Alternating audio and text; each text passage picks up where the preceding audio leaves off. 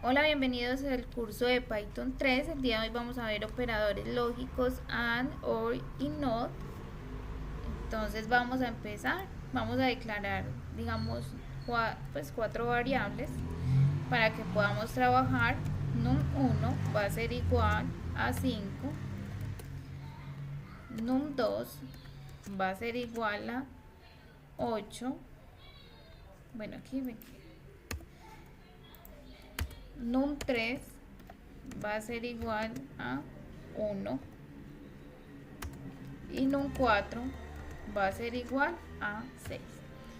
Entonces yo les voy a contar. Aquí estoy declarando las variables para poder, digamos que empezar a realizar esta combinación de números para mirar cómo reaccionan ante estos operadores lógicos. Entonces, AND quiere decir que yo voy a declarar una, digamos, una comparación y voy a mirar acá con esos operadores lógicos si es verdadero o falso. Entonces, para que se cumplan las dos deben de ser verdaderas. ¿Qué quiere decir? Entonces yo voy a decir num1 es mayor que num3, ¿cierto? Porque vemos que num3 sí es mayor, que num1 es mayor que num3. Y fuera del paréntesis voy a poner el AND para poder comparar la otra expresión. Le voy a decir que num2 es mayor que num4. Y como pueden ver, también pues cumple porque sí, num2 es mayor que 4. Lo vamos a ejecutar y nos va a decir que es verdadera. Para que se cumpla, las dos deben de ser verdaderas para que se cumpla el AND. Miren que me sale que es verdadera, true. Pero si yo pongo, digamos que pongo otra cosa muy diferente que no se cumpla, va a ser falsa, ¿cierto? Entonces, por ejemplo, num1 es menor que num2 y que num3. Listo, ya tengo mi expresión. Me faltan los paréntesis y vamos a ponerla por acá. And num2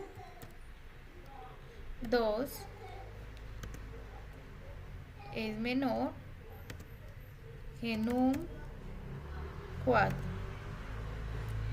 y lo ejecutamos. Miren que me da falso, porque eso es falso, ¿cierto? A él me está comparando esos números y sabe que num1 no es menor que num3. Num1 es mayor y lo mismo num2. Podríamos tener acá la misma expresión que tengo acá. Acá me dio las dos falsas. Pero si yo pongo esa misma expresión que tenía acá, que num2 mayor que num4, num2 mayor que num4 es verdadero, pero esta es falsa. Entonces no me va a dar verdadero porque deben cumplirse las dos. Miren que me da falso. Entonces para que el AND funcione, las dos deben de ser verdaderas. Pero digamos que yo quiero en ese momento, voy a utilizar el OR, ¿cierto? Voy a utilizar el OR. Voy a poner acá la expresión. La misma expresión, que estamos jugando con estas mismas variables. El OR, o sea, la sentencia OR o el operador OR, lo que hace es que me va a comparar esos dos, o sea, esas dos me las voy a, estas dos operaciones me las va a comparar y me va a decir alguna de estas dos para que sea verdadero toda la operación, por decirlo así, la operación lógica, debe alguna de estas dos expresiones deben de ser verdaderas. No las dos, pero una debe cumplir, ¿cierto? Para que sea verdadera. Entonces, por ejemplo, aquí, ahorita lo habíamos hecho y sabemos que esta es verdadera, pero sabemos que esta es falsa, o sea que aquí me va a dar verdadero. Si lo ejecutamos me dio verdadero. Pero si yo acá Vuelvo y pongo la expresión número 1 menor que número 3 y cambiamos por el OR y le voy a decir que este sea menor que el número 4 y le voy a ejecutar.